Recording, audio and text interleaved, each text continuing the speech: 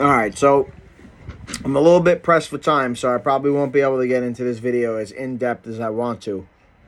My oldest daughter, Amy, just came in with some Bubblicious.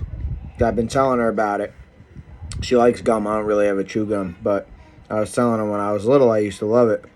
So she found it and just brought me a piece. And it's full-blown glory.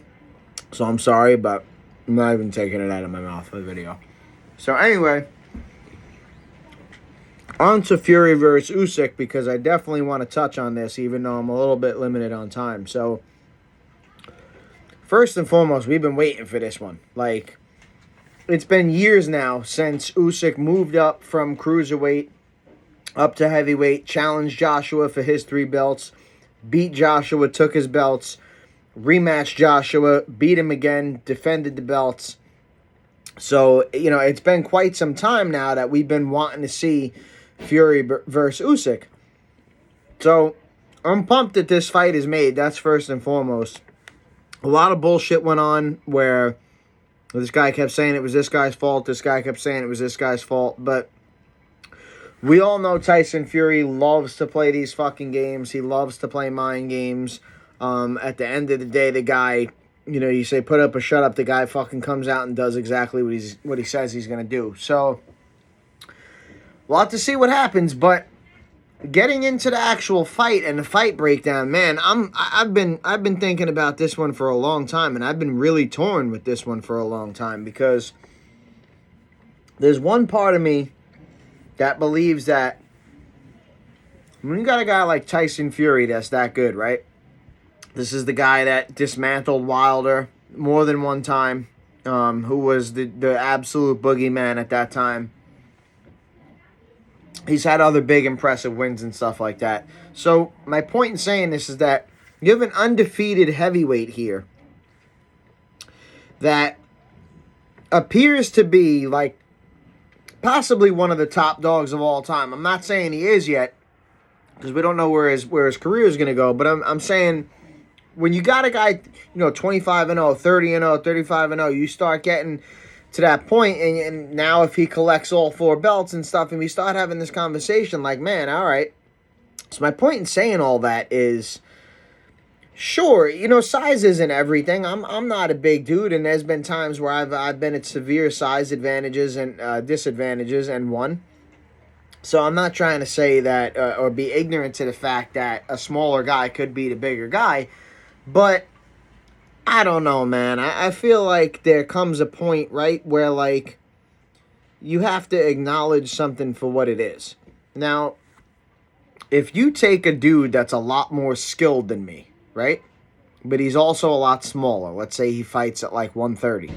I'm walking around at, like, 160. Let's say I meet this dude somewhere at, like, 145, right? That's a lot of weight for him. That's 15 pounds. You're talking about, like, 3 weight classes that you're asking this dude to come up, right? So, but the thing is, he's a lot better than me, right? So, that's kind of where these fights come from, where you have these catch weights and this and that. It's like, all right, well, this guy's better, but this guy's bigger, and he's also good. So, I don't know. Like, if they meet, this guy's going to be at a disadvantage because maybe he's got to lose an extra 2 or 3 pounds. But this guy's at a disadvantage because he's fighting a much bigger guy, but he's also a little bit better. But this guy... So it's like you teeter back and forth with these things. To me, it's a little bit much to have an undefeated heavyweight who's beating everybody, including the boogeyman of the division, and then give them a massive size advantage over somebody else, right? Like, now it gets to a point where it's not just a matter of this guy being really good. It's not just a matter of this guy being undefeated. It's not just a matter of this guy this or this guy that or this guy being awkward or this guy that, right? Now you're adding in the fact that he's going to weigh, 30, 40 pounds more than the other guy. He's going to be, again, whatever it is, 6, 7, 8 inches taller than the guy. So, to me, there does come a point where you can't just keep piling things on one after the other and say, doesn't matter. It's going to matter eventually. And I will say the same thing with Floyd Mayweather. It would matter eventually. If he moved up to 160 and fought Golovkin, listen, maybe he pulls it off. Maybe Golovkin is that step that just went too far. If he pulls it off and then he moves up to 68 and he fights whoever, right? Again, may pull it off, probably won't. Moves up again to 75. Eventually, he fights Better Biev or somebody like that, right? Eventually, it's going to get, no matter what, even if he makes it all the way to heavyweight, which I'm not saying he would, eventually it comes a point where, okay, yes, I understand that this guy might be better at this, better at counterpunching, have better defense, be quicker, right? But this guy is also an all-time great, and he outweighs him by 50 pounds, or he's a foot taller than him, whatever. There has to be some sort of point somewhere where you say, all right, it's a bit much. That's kind of where I'm at with the Fury and Usyk fight. But then I think about specifics, and it's like, well, Fury has had trouble with some smaller guys. Cunningham, I believe it was Cunningham. There was another guy. I'm trying to think of who it was. There was another smaller guy that gave him trouble. And it was like, okay, again, we're not necessarily saying that the smaller you are, the better you are. But styles make fights. We all know that. And if for whatever reason, the same way that Fury noticed, oh shit, if I come at Wilder, he can't fight. If I make this dude go backwards, he can't fight. So I'm going to just press him and I'll win. Automatic, because he can't fight going backwards, right? If Tyson Fury's kryptonite is smaller, quicker guys that are good boxers, then he could be in serious trouble with Usyk. So, I don't know, man. I just feel like there's two totally different parts of me that are really torn. There's one way where I could see Fury just being big and kind of like beating the shit out of Usyk. Not to the point where Usyk looks like he doesn't belong in the ring, but one of those fights where you just say, like, all right, it was too much. You know what I'm saying? Like, we fucked up. We realized halfway through or a quarter of the way through that we fucked up.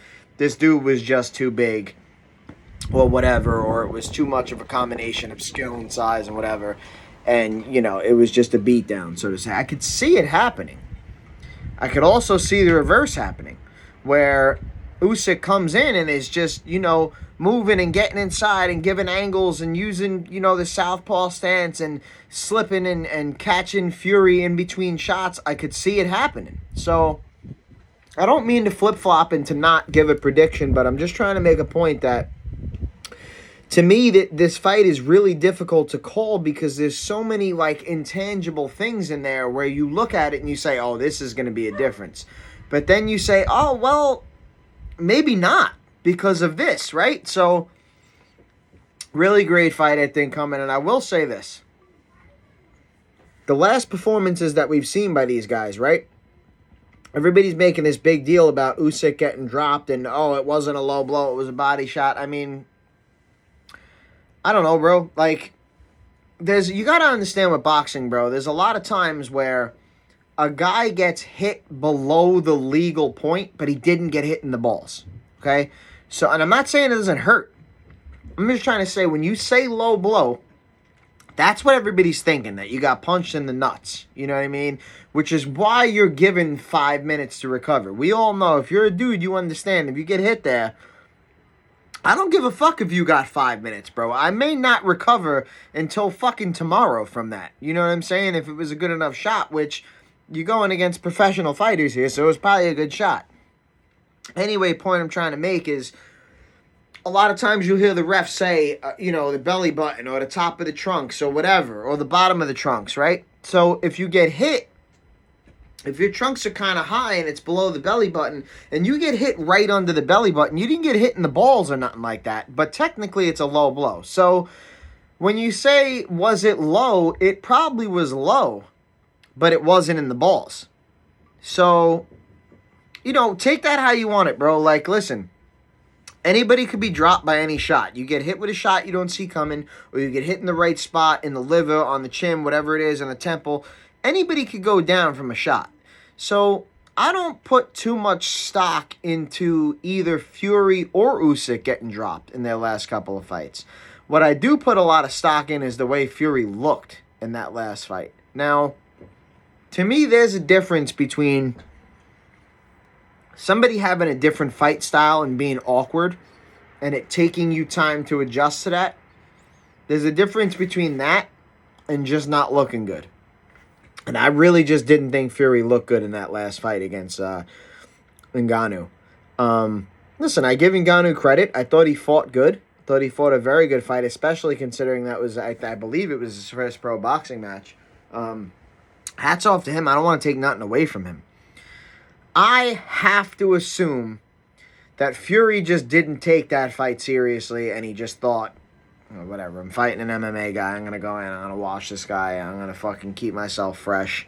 And I'm not even going to worry about it. And he got clipped, and it was like, oh, shit. Like, I fucked up here. I gotta tread water and make my way through this fight. Now, Fury says he took the fight seriously and he trained hard. So, if that's the case, then Fury's either aging or whatever. But I will say this. If Fury comes out looking the way he did in the Ngannou fight, if he comes out in the Usyk fight looking like that, I think Usyk's going to fucking...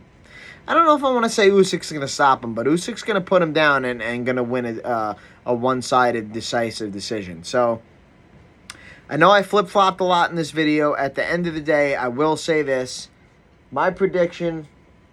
Wow, the animals just busted in the room unannounced. How dare you guys? Wow.